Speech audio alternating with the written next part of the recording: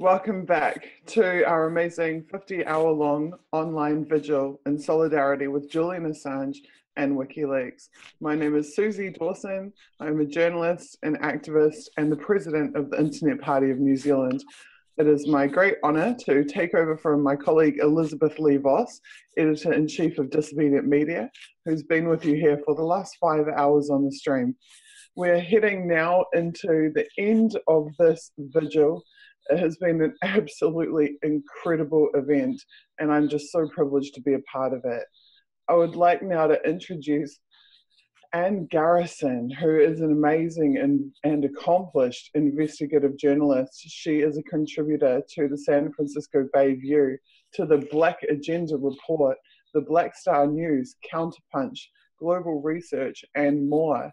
And thank you so much for being here and standing in solidarity with Julian with us. Honored to be here. It is fantastic to have you, and I'm so pleased to have a second contributor to Black Agenda Report. One of my first interviews on at this event this weekend was with Margaret Kimberley, and that was a wonderful and touching interview for me because I've followed her work for so long, and Black Agenda Report has been such a fiercely independent voice, especially in the political maelstrom that the world has been subjected to in the last several years. And tell us a little bit about your work and your areas of interest and how they converge with the work of Julian Assange and with WikiLeaks. Well, I've developed a relationship with the Black Agenda Report and several other Black identified outlets because I'm willing to spend a lot of time studying news, reports, and everything else having to do with the Great Lakes region of Africa, probably the most troubled region of Africa in the past 2 decades. I'm willing to study catastrophic conflict, especially in the Democratic Republic of the Congo, also in Rwanda, Uganda, and Burundi. Uganda, Rwanda, and Burundi are the countries neighboring the Democratic Republic of the Congo to the east. And the east of the Democratic Republic of the Congo is the most mineral rich. It's estimated that there are trillions of dollars still in untapped mineral wealth there. And there's constant violence. The violence in the Democratic Republic of the Congo has been mostly in the east, where this enormous mineral wealth is. One of the early explorers there called it a geological scandal. I also write about prisons and police, which is another reason that I've developed a relationship with the Black Agenda Report. I came to take this interest in the heart of Africa because I was writing about corporate aggression, mining companies' aggression in Native America, particularly on the Navajo reservation. And so I began to follow the trail of these mining corporations around the world. And if you do that, you're inevitably led to the Democratic Republic of the Congo. Is that enough? Yeah, I'm wondering, can you tell me, have there been I know there's been WikiLeaks releases, very significant releases about Kenya. I know from studying the Snowden files, the depths of the meddling of the NSA and related agencies in places like Niger.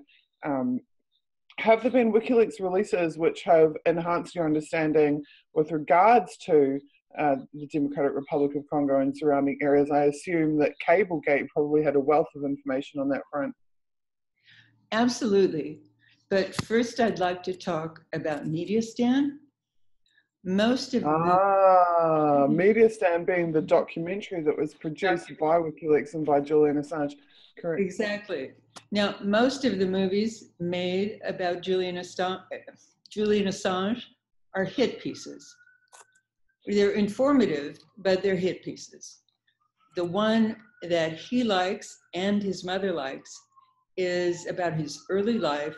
It's called Underground, the Julian Assange story. The other one that he likes and that is little known is Media Stand. And this is about a WikiLeaks team traveling through Central Asia, all the stands, Turkmenistan, Tajikistan, Kazakhstan, Kyrgyzstan, and finally Afghanistan. And it's about their process of forming partnerships with media, with various media in this part of the world. As they did with the New York Times and the Guardian, which eventually produced some hit pieces. This is fascinating because it's about WikiLeaks' process. It's also fascinating because I've never seen the landscape of this part of the world. It's very, very rugged. It's hard to imagine how they made roads through it, through these enormous mountains of granite. And some of the roads look pretty rudimentary and or in not great repair. And at one point they come up to a tunnel and say, is this tunnel finished? No, it's not finished. We have to turn around and find another route to go ahead into this. I had to go back a couple of times because I was so mesmerized by the landscape that I wasn't listening to the audio. So I highly recommend this. You can find it on the YouTube if you can't find it other ways. And I'd like to talk particularly about a clip or about something that Julian Assange said to the media outlet that his people had contacted in Tajikistan, the first place they stopped. And they explained their project and their terms. They wanted to sign an MOU. And then they got Julian on Skype. And I recorded some of what he said there. And I'd like to play it if this will work. I know often you think technology is going to work and it doesn't. But I'd like to play Julian in his own voice. Is that okay? You can absolutely try. I'm not sure how clearly the audio will transmit, but let's try. Okay. A very brief description as to how I... Wait a minute. So first, we've got a very brief description as to how I think you should approach this material. So the most important thing to do is to read all of it. If you go searching for particular things, you'll bring your prejudice to the material, and you will only find what you already know. Now, the other is to understand the situation in which these documents are made. That is, that they are made by US diplomats, political officers, economic officers at the US Embassy, and they are reports on their own activities back to Washington. Of course, I would love to be there myself, but I have to live vicariously these days by sending these people around the world to engage in some form of remote adventure. Okay, could you hear that? Yes, I could. I could hear that. You could. Okay, I'm going to close Audacity, my audio editing program, and I'll have that for any future radio I do. Another thing I do, mostly I'm a writer, but I also produce some radio at Dennis Bernstein's station, KPFA in Berkeley. I produce the news. I work on the news once a week. Now, I'd like to read the first thing he said again. He said, a brief description of how I think you should approach this material. So, the most important thing to do is to read all of it. If you go searching for particular things, you will bring your prejudice to the material, and you will only find what you already know. Then he explains that these are diplomatic cables to Washington from ambassadors around the world. Now, I thought this was particularly important because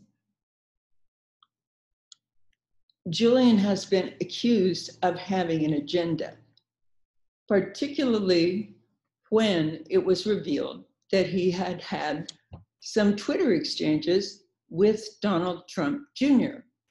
And in these exchanges, he had said, "Why don't you release Donald Trump's tax returns to me?"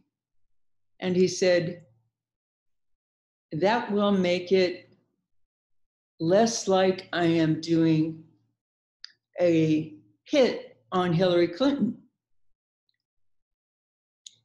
Now, he was lambasted for this. People said, oh my God, Julian Assange has an agenda. He talked to Donald Trump Jr. And I said, well, now wait a minute. Haven't we all been screaming to see Donald Trump's tax returns ever since he started to campaign? So what? Julian made an attempt to get them. That is perfectly reasonable. I have some bullet points written down here because public. I'll just add something to that, which is that it was Julia Ioffe from the Atlantic who wrote that piece about the direct messages between Julian and Donald Trump Jr.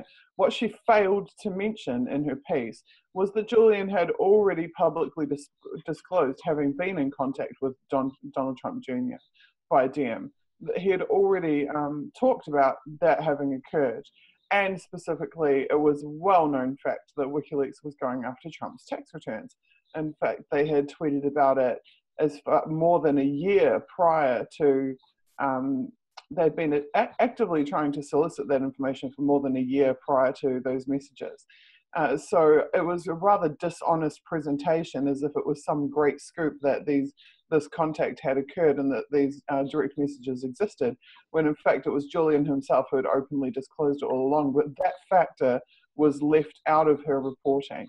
And Julia Ioffe was then trotted right across the mainstream media about this great scoop that she had unearthed, which was not actually a scoop, because in fact Julian Assange had scooped her on it a long prior. Now I'd just like to say that there's a program here at KPFA, it's a political comedy show, and it was on the air, just ended at 6:30, and they are playing a lot of clips of Julian Assange. I sent them today the clip that we just listened to, and I have sent them some others from the Holberg debate.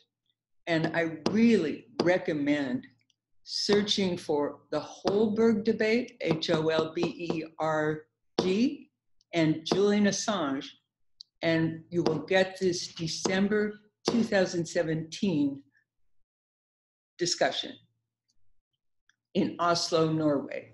And Julian is appearing by a video link, like you and I are. And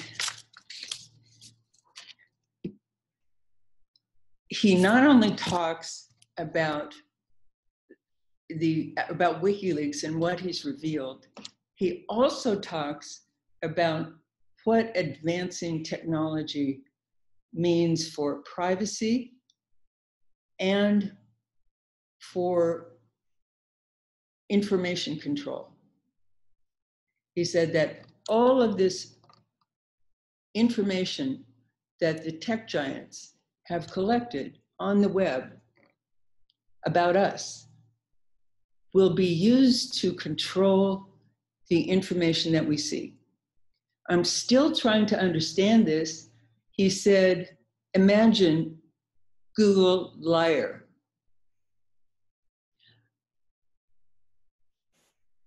Okay, so Twitwit Radio is playing some of that.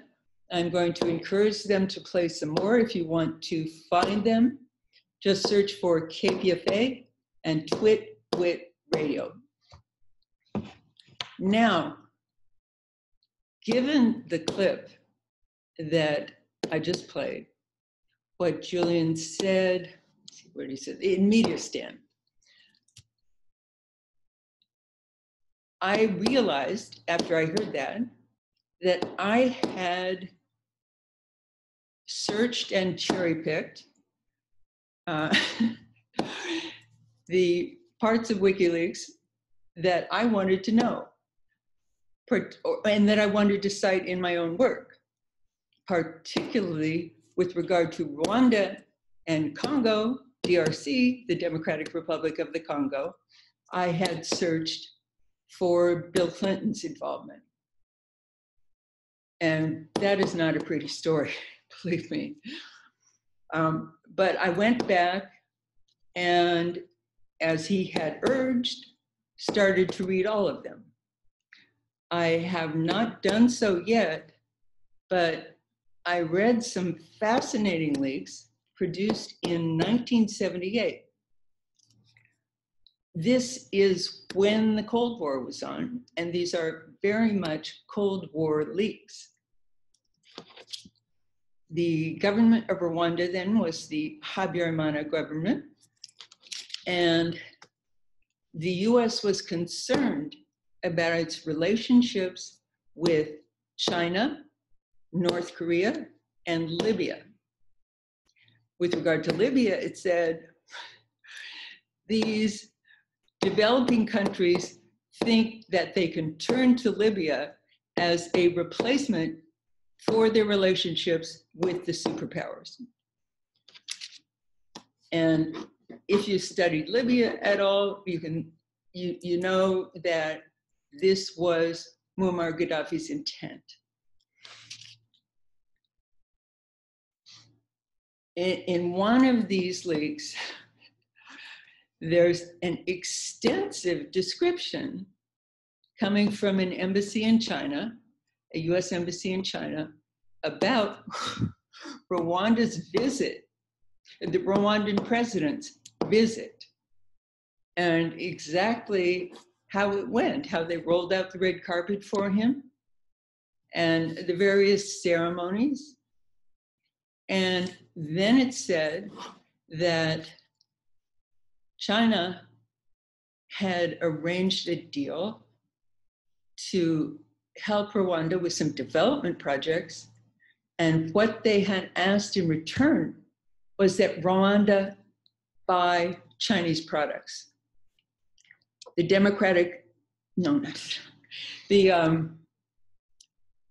North Korea, the North Korean government had asked only that they support the reunification of Korea. Now, this reveals something that even a tiny little country in East Africa, you can barely find it on the map, was significant enough to make the United States concerned about its opinion. Now, I know part of this is about votes in the UN Security Council, but it was clear that they were concerned with whether or not Rwanda was more sympathetic to the US or to these Asian countries. I've tried to teach myself not to say but I just lost it. Okay. What I'm hearing from you is something that I think a lot of WikiLeaks supporters need to really understand and consider. And that's that these releases have touched all four corners of the globe. This is not just about Democratic Party, you know, Republican Party. This is not just even about Five Eyes intelligence network, which I report on extensively, and as do many of my colleagues and fellow journalists and with the same kind of areas of interest. But you're taking us into probably the most neglected countries in terms of getting attention from Western journalists. Like this is, we would consider this to be a niche or a specialty, what you're doing.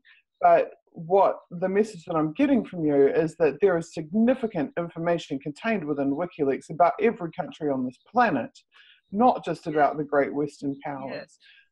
Yes. This trip through Media Stand is about the stand countries: Uzbekistan, Kazakhstan, Turkmenistan, Tajikistan, Kyrgyzstan, and finally Afghanistan. And it explains something about the role that they're playing in relation to the war in Afghanistan. Now, regarding Rwanda, Uganda, and the DRC being the Democratic Republic of the Congo, I haven't read all these yet. I was focusing particularly on Rwanda, where I've searched WikiLeaks before and quoted what I found in my work. Today, the most interesting thing that I found was a cable on the ethnic, let's see what they called it, the ethnic composition of Rwanda as it is now. And this openly admitted that it is a Tutsi aristocracy. Rwanda presents to the world as though it has overcome the division between Hutu and Tutsi. You can't even say Hutu or Tutsi in Rwanda, although they have made great effort to get other countries in the world and the UN General Assembly and the UN Security Council to call the genocide in Rwanda the genocide against the Tutsi, because they're afraid to acknowledge that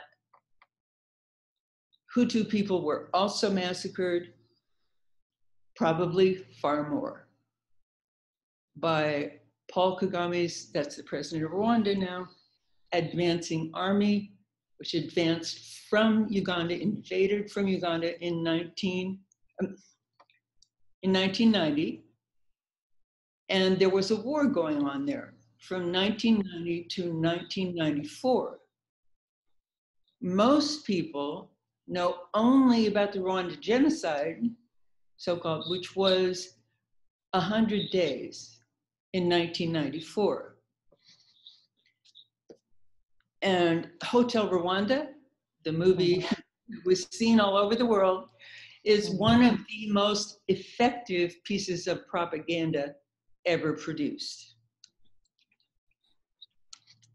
Let me see, I'm going to show you something.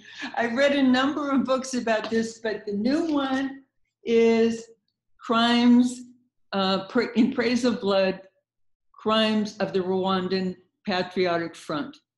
That was Paul Kagame's army, Tutsi army. I have a friend in Rwanda, close friend, although I've never met her in person.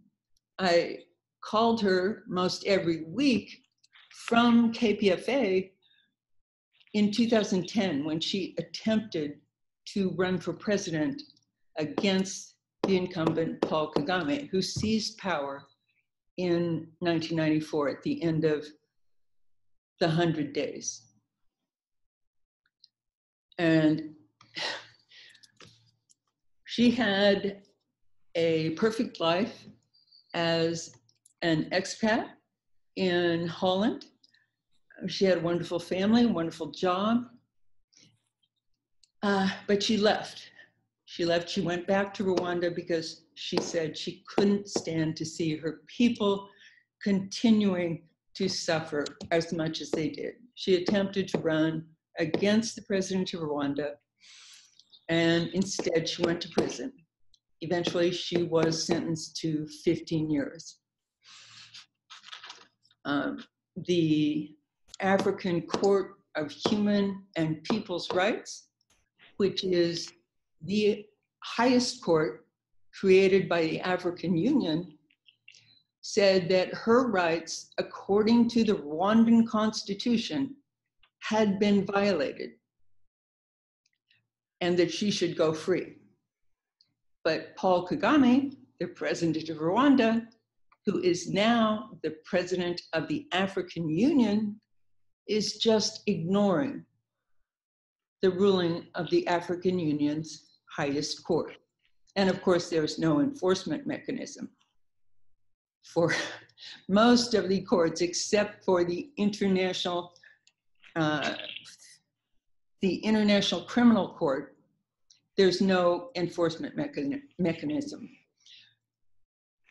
So what I found in WikiLeaks in 2005 was a communique about the ethnic makeup of Rwanda. And this revealed that Washington knows that this is a Tutsi aristocracy, that all of the people in power are Tutsis. You can't say Tutsi or Hutu anymore, but most people know who's a Tutsi and who's a Hutu. So all of the people in positions of power are Tutsis.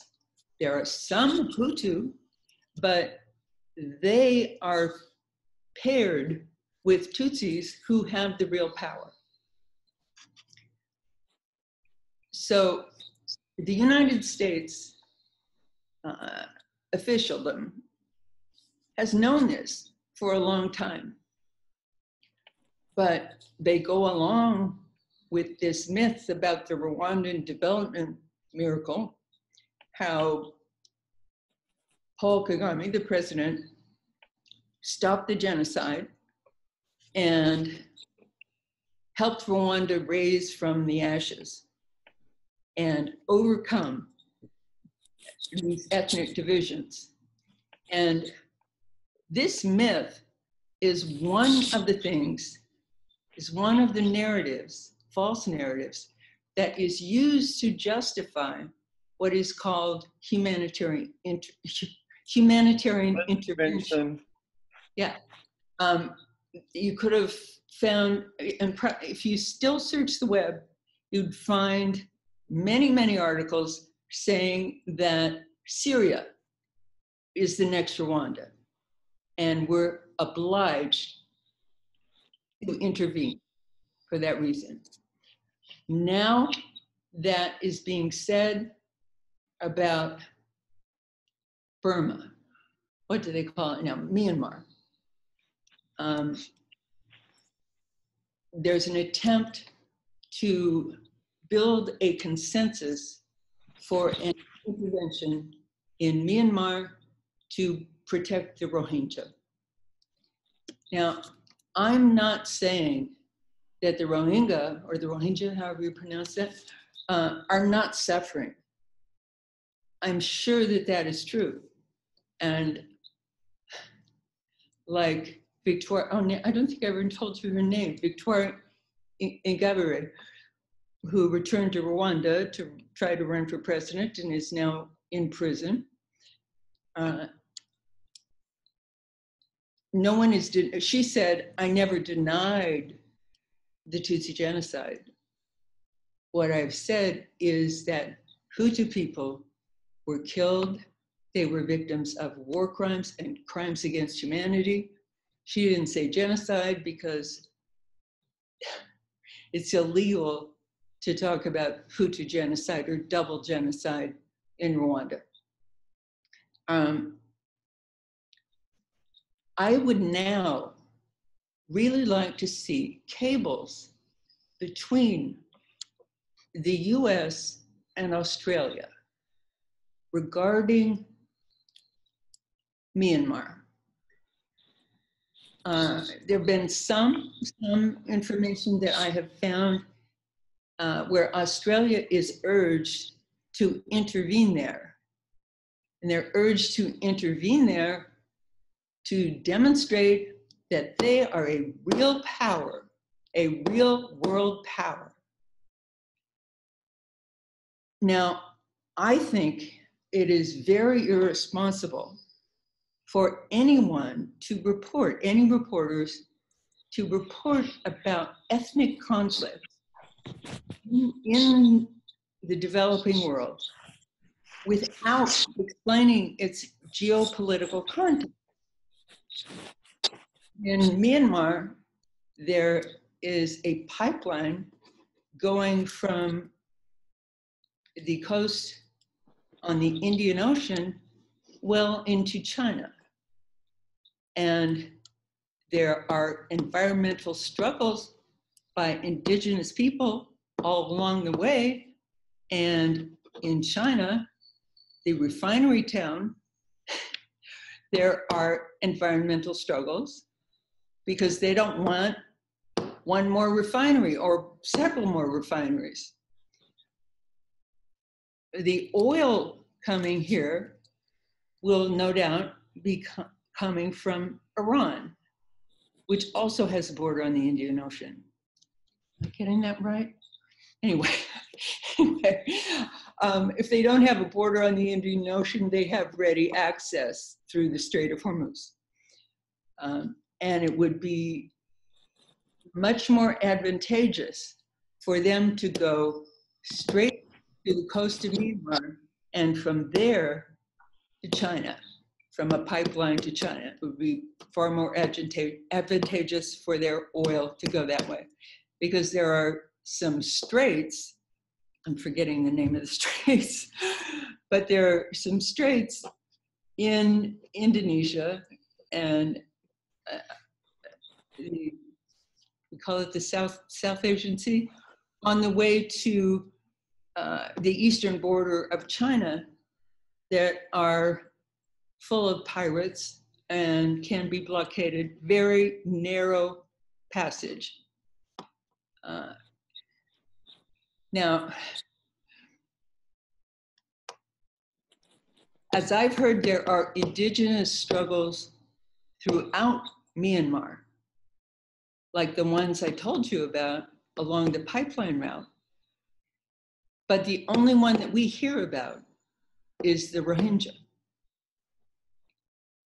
So once again, I'm sure that the Rohingya are suffering, but I think it is irresponsible to talk about this without talking about the geopolitical context. Another case is the Democratic Republic of the Congo. This week, Democracy Now! Aired a feature about suffering in the Democratic Republic of the Congo, again in the East, which I have said is the most mineral-rich part. And they framed the story, they and their guest framed the story totally in terms of ethnic conflict, without giving the geopolitical context. A friend of mine, Kambale Musavuli, who is a spokesman for Friends of the Congo, said that it was the typical pornography of violence that is used to talk about Africa. I hope they'll get better. Democracy Now! Did have Kambale on the air several years ago, and I hope that they will do that again. And I want to, sorry to interrupt you, but I want to ask you a question. Oh, and by the way, I think the tapping with your pen is coming really loudly through your speakers, okay. just so that you know.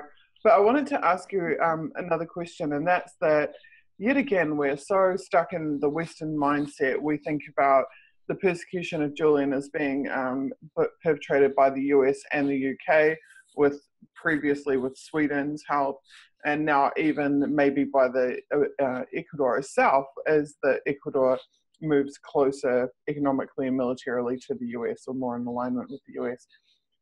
But what we don't think about is all of the other countries and regimes in the world who have been negatively impacted. The countries haven't been, but the regimes have been negatively impacted by WikiLeaks releases.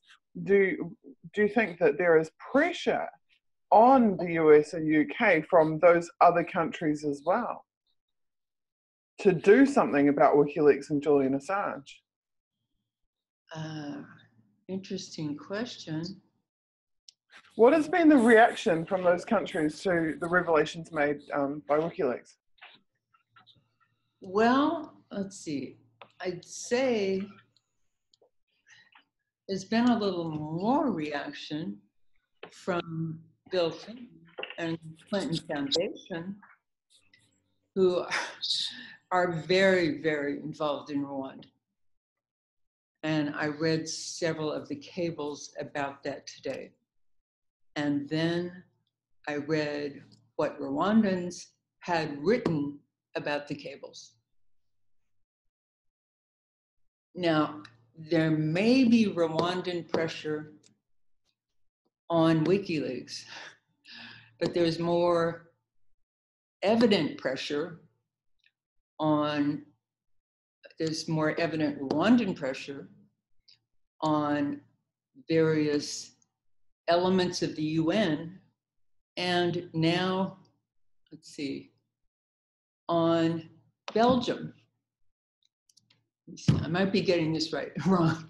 It's either Belgium or the Netherlands, where there are many Rwandan refugees. Pressure on them to pass some kind of legislation that describes the Rwandan genocide as the genocide against the Tutsi.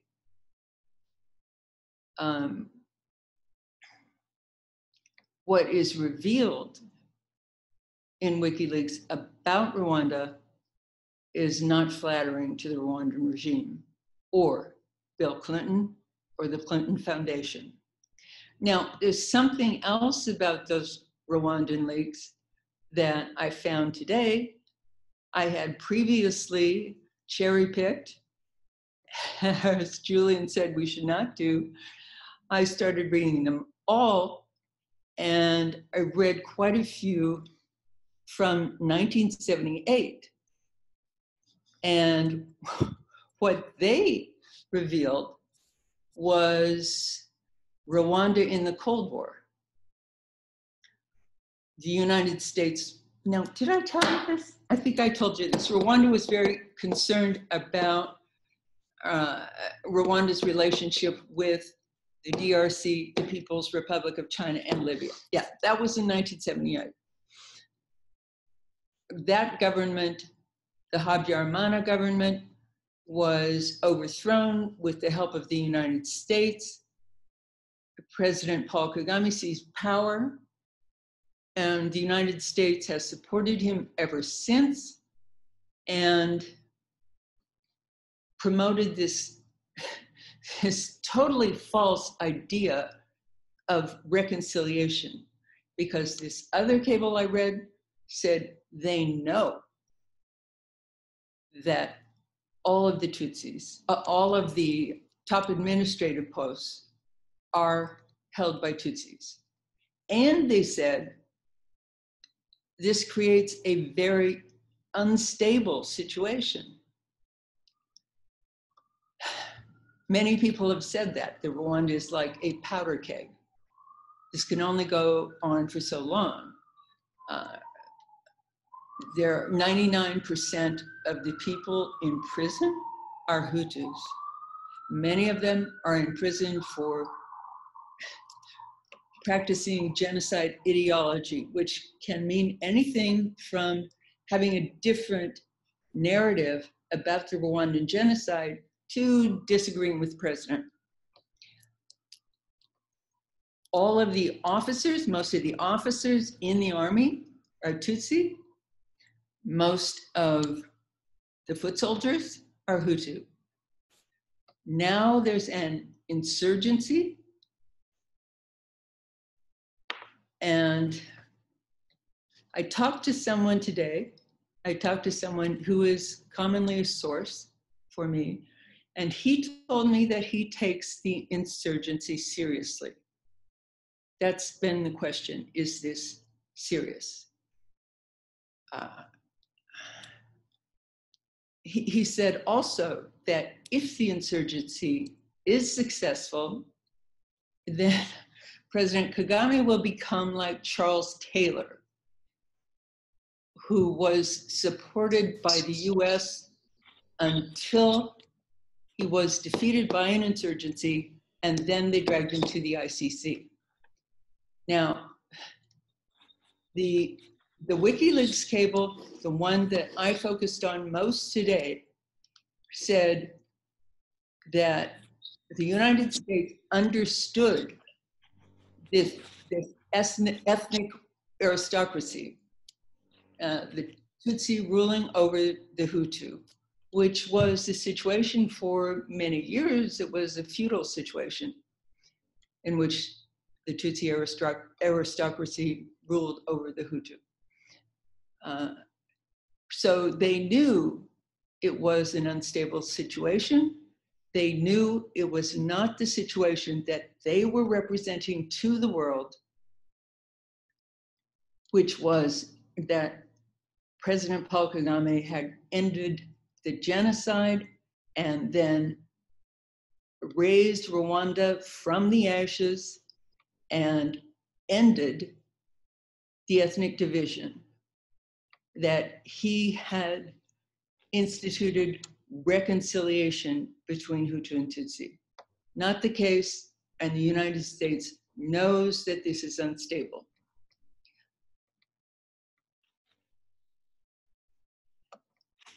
Now, And I'm so sorry to interrupt you, but we're coming up, we only have 5 minutes remaining.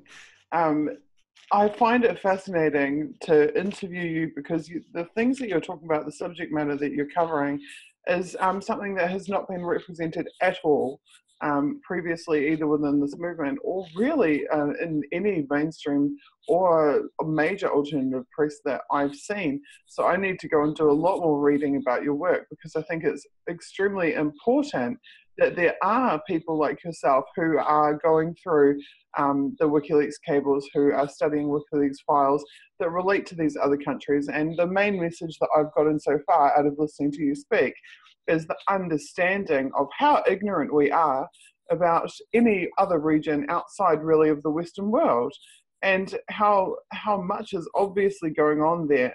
And it seems that WikiLeaks may be one of the few organizations that has been supplying massive amounts of credible information to people in the, to people on the ground in the region, but also to researchers like yourself. I mean, is that a fair call?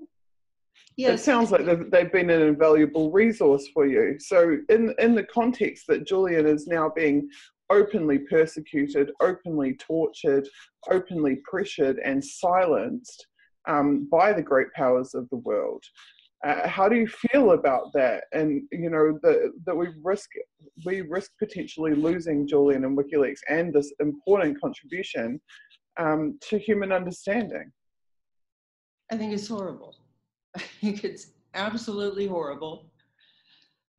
I think, as many people on this web stream have said, that we have to organize in any way we can. It's daunting because people organized and demonstrated all over the world to try to stop the Iraq War, and they failed.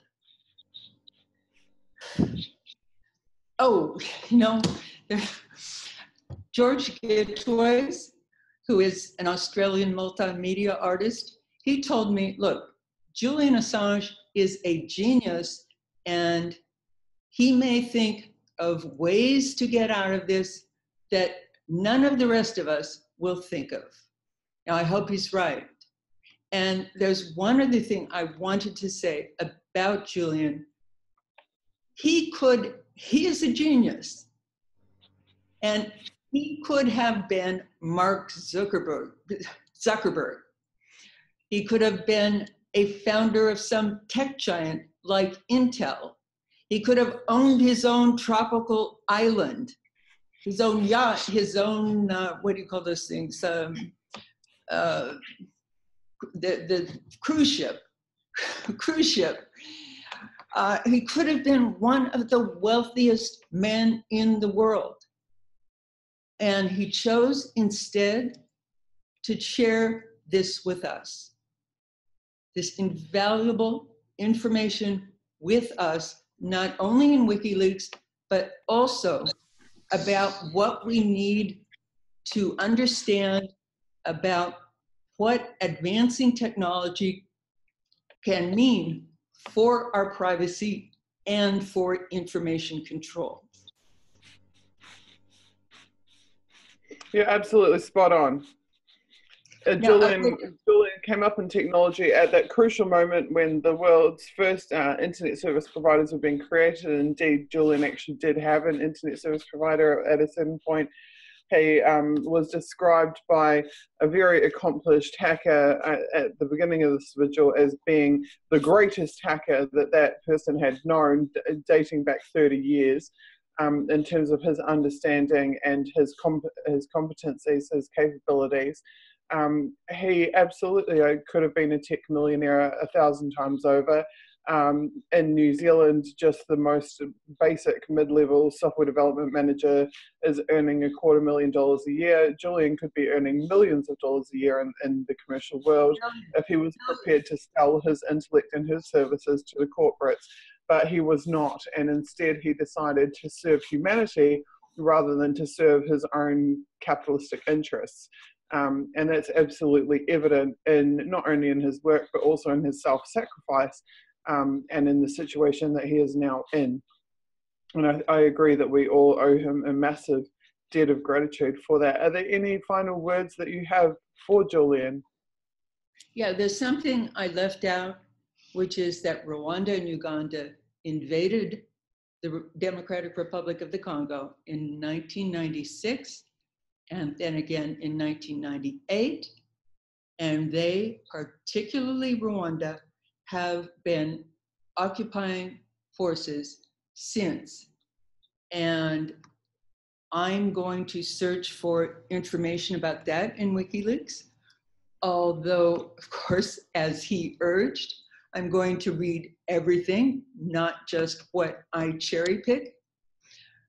And I wish now that there were WikiLeaks available about the communications that the US government is having with the governments of the Democratic Republic of the Congo, Rwanda, Uganda, and Burundi. And I know that they've been mounting a propaganda campaign to overthrow the president of Burundi because he has turned towards the east. He signed a major mining contract, the major mining contract in Burundi with a Russian firm. And he has become close to China. Which means you can guarantee that further conflict will follow one way or another. Time and time again, we have seen WikiLeaks cable change outcomes for countries, change the course of the Iraq war when it forced withdrawals, and in Afghanistan also. And in Kenya, we know it was that WikiLeaks releases were extremely significant in changing the outcome of the Kenyan election. So I think we can't even begin to imagine a world without WikiLeaks, and I hope that we never have to do that. And thank you so much for being on the stream. I greatly appreciate it. Thank you for inviting me. And thank you for making this public stand for Julian and for WikiLeaks. Okay. So long. Take care. Thank you.